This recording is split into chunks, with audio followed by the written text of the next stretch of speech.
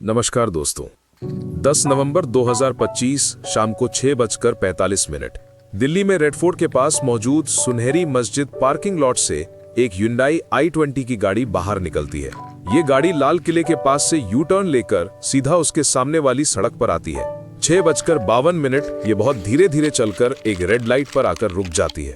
ये वाली red light Lal Qila metro station के गेट नंबर 1 से बहुत नजदीक थी और कुछ ही सेकंड बाद दोस्तों एक बहुत बड़ा धमाका होता है। ये धमाका इतना बड़ा था कि इससे आसपास की कम से कम 6 गाड़ियां और 3 ऑटो रिक्शाज में आग लग जाती है। पास की मौजूद स्ट्रीट लाइट्स बुझ जाती है और मेट्रो के एंट्री गेट पर लगा शीशा टूट जाता है। कई सारी गाड़ियां जो और दूर खड़ी थी उनके तक शीशे टूट जाते हैं और जो गाड़ियां इस धमाके के पास थी उनका मलबा 150 मीटर दूर जाकर उड़ता है। जिस वक्त ये ब्लास्ट हुआ, चांस की बात है उस वक्त 2 अलग-अलग लोग फिल्मिंग कर रहे थे। तो हमारे पास इस ब्लास्ट के 2 रियल वीडियोस मौजूद हैं। एक वीडियो जो अभी आपने देखा और दूसरा ये वाला। इस वीडियो को थोड़ा स्लो डाउन करके देखोगे तो आपको दिखेगा कि इस ब्लास्ट की इंटेंसिटी कितनी ज्यादा थी। कैमरे में जो कुछ दिख रहा था सब कुछ हिल गया, इतना बड़ा पेड़ तक हिल गया। वहां मौजूद शॉपकीपर्स का कहना है कि इतनी तेज आवाज उन्होंने पहले कभी नहीं सुनी थी। बहुत भयंकर धमाका, धमंकुर धमाका है, बहुत जोर से आवाज थी, ऐसी आवाज हमने पहले नहीं सुनी। बताया जाता है कि धमाके की आवाज करीब 2.5 किलोमीटर दूर ITO तक सुनाई दी। 6:55 पर दिल्ली फायर सर्विस को कॉल आती है, जिसके बाद उन्होंने आग पर काबू करने के लिए 7 फायर टेंडर्स को डिस्पैच कर दिया। एक आई विटनेस बताता है कि इस ब्लास्ट के 10 मिनट के अंदर अंदर लगभग 7 बजे के अराउंड पुलिस वहां पर आ गई थी और 7:15 बजे तक एम्बुलेंसेज भी वहां पहुंच गई थी। चांदनी चौक के लोकल लोग वहां मौजूद विक्टिम्स की बहुत मदद करते हैं और एम्बुलेंस पहुंचने से पहले ही कई विक्टिम्स को तो ई रिक्शास के जरिए पहले ही हॉस्पिटल पहुंचा दिया गया था। धमाके में कुल मिलाकर 20 से ज्यादा लोग घायल होते हैं, जिन्हें तुरंत लोकनायक जयप्रकाश हॉस्पिटल ले जाया जाता है। घायल लोगों में से 8 लोगों की हॉस्पिटल पहुंचने से पहले ही मौत हो जाती है और अभी तक की इन्फेक्शन के हिसाब से इस ब्लास्ट में 13 लोगों की जान जा चुकी है। धमाके की सूचना मिलने पर बॉम्ब डिस्पोजल स्क्वाड और फोरेंसिक्स की टीम्स भी मौके पर पहुंचती हैं और कुछ समय बाद नेशनल इन्वेस्टिगेटिव एजेंसी NIA और नेशनल सिक्योरिटी गार्ड NSG भी यहां पर पहुंच जाते हैं। ये सारी एजेंसी साथ मिलकर मामले की जांच कर रही हैं, लेकिन अभी तक ऑफिशियली उनकी या सरकार की तरफ से कुछ बताया नहीं गया है कि यह धमाका कैसे हुआ और किसने किया। इस घटना में मारे गए लोगों में से अभी तक 6 लोगों की पहचान हो पाई है। इनमें से एक है उत्तर प्रदेश के रहने वाले लोकेश अग्रवाल, जो हॉस्पिटल में एडमिट अपने बेटे की सास से मिलने दिल्ली आए थे। इसके अलावा अमरोहा में रहने वाले DTC के बस कंडक्टर अशोक कुमार अपनी ड्यूटी करके घर जा रहे थे। एक दूसरे विक्टिम नोमान एक कॉस्मेटिक स्टोर में काम करते थे और इसी तरह जुम्मन मोहम्मद ई रिक्शा चलाते थे और अपने फैमिली के इकलौते अर्नर थे। रात को 10 बजे के आसपास होम मिनिस्टर अमित शाह घायलों से मिलने इस हॉस्पिटल पहुंचते हैं, जिसके बाद वो उस जगह पर भी जाते हैं जहां पर धमाका हुआ था और फिर उनकी तरफ से एक बयान दिया जाता है। हम सभी एंगल को खुला रखते हुए इसकी गहन जांच शुरू कर दी। अब यहाँ पर सोर्सेज के हवाले से इंडियन मीडिया में कई सारी खबरें चल रही हैं, लेकिन आपको तो इनकी क्रेडिबिलिटी पता ही है। तो जो भी चीजें अब मैं आगे बताने जा रहा हूँ, इस चीज का ध्यान रखना, क्योंकि हो सकता है अगले कुछ दिनों में ये खबरें गलत साबित हो जाए। वैसे अगर ऐसा हुआ तो इस वीडियो के पिन्ड कमेंट को चेक कर लेना, क्योंकि वहां पर इसे मैं मेंशन कर दूंगा। टाइम्स ऑफ इंडिया ने सोर्सेज के हवाले से बताया है कि इस Hyundai i20 गाड़ी का नंबर प्लेट था HR26 CE 7674। द हिंदू को सोर्सेज ने बताया कि इस गाड़ी का ओनर मोहम्मद सलमान था, जो हरियाणा के गुड़गांव में रहने वाला था। कुछ अखबारों के अनुसार यहाँ पर एक पुलवामा। पहला, दिल्ली पुलिस ने इस मामले में UAPA के तहत FIR दर्ज कर दी है, जिसका इस्तेमाल आतंकवाद से संबंधित मामलों में ही होता है।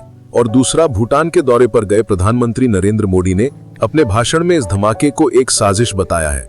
इसके पीछे के षड्यंत्रकारियों को बख्शा नहीं जाएगा। प्रधानमंत्री ने कहा कि इसके पीछे जिसका भी हाथ है उसे बख्शा नहीं जाएगा और इसकी इन्वेस्टिगेशन को अब NIA के हवाले कर दिया गया है, जो कि एक काउंटर टेररिज्म एजेंसी है। अब इस पूरे इंसिडेंट को दोस्तों फरीदाबाद में हुई एक घटना से लिंक करके देखा जा रहा है। दरअसल बात क्या है कि 10 नवंबर के ही दिन जम्मू कश्मीर और हरियाणा पुलिस ने मिलकर कश्मीर में रहने वाले 2 डॉक्टर्स को गिरफ्तार किया था। आरोप यह है कि ये डॉक्टर्स पाकिस्तान के आतंकी संगठन जैश-ए-मोहम्मद और अलकायदा से जुड़े अंसर गजवातुल हिंद यानी AGH के लिए काम कर रहे थे।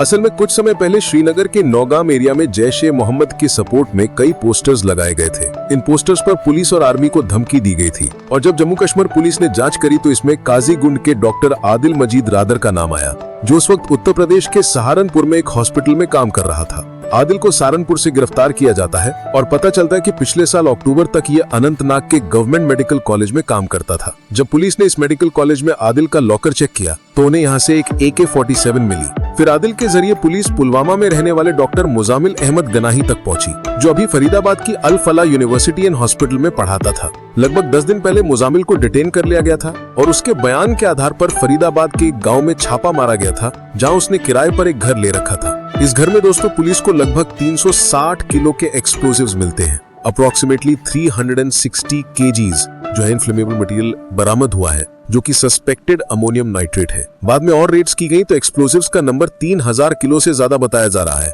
इसमें अमोनियम नाइट्रेट होने का शक है, जिसे बॉम्ब बनाने के लिए इस्तेमाल किया जाता है। इसके अलावा पुलिस ने यहाँ से एक walkie talkie, 20 timers, batteries, remotes और 5 किलो हैवी मेटल्स और इलेक्ट्रिक वायर्स जैसे बॉम्ब बनाने वाले सामान को भी इकट्ठा किया। यहीं पर एक क्रिकंको राइफल, 3 मैगजीन्स और एक पिस्तौल भी मौके पर मिली। ये सब देखकर ये बात साफ थी कि यहाँ पर एक बड़ी साजिश रची जा रही थी।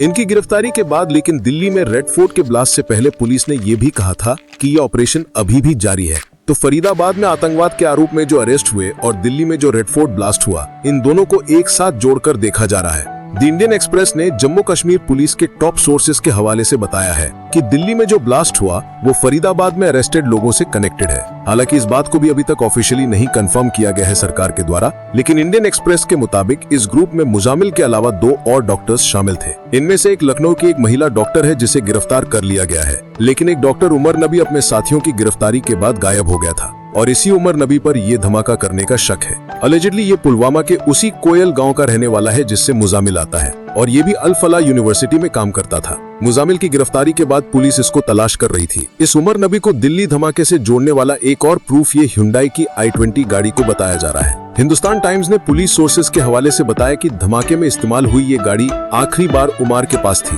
और धमाके से पहले उमार ही गाड़ी को चला रहा था। एक सीनियर ऑफिशियल द प्रिंट को बताते हैं कि अपने साथियों की गिरफ्तारी के बाद उमार घबरा गया था और उसने जल्दबाजी में ये धमाका किया। टाइम्स ऑफ इंडिया ने सोर्सेज को कोट करते हुए कहा है कि ये ब्लास्ट पैनिक और डेस्परेशन में किया गया। ये बॉम्ब लूजली असेंबल्ड था और पूरी तरह से डेवलप नहीं हुआ था, जिसकी वजह से इसका लिमिटेड इम्पैक्ट रहा और कोई शार्पनर्स नहीं मिले।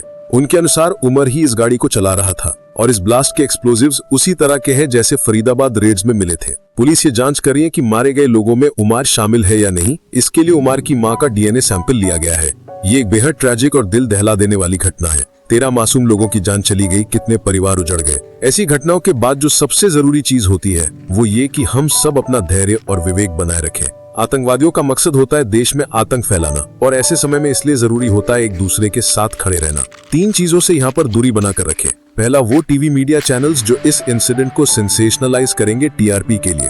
दूसरा, सोशल मीडिया पर वो नफरतखोर ट्रोल्स जो इस इंसिडेंट का इस्तेमाल करेंगे समाज में नफरत फैलाने के लिए। इन लोगों को पहचानना इतना मुश्किल नहीं है। ये हमेशा इस फिल्मी विलन की फोटोज और वीडियोस शेयर करते हैं। वो ऐसे आतंकी हमलों का इस्तेमाल करते हैं अपने अंदर भरी नफरत को जस्टिफाई करने के लिए और समाज में यही नफरत फैलाने के लिए।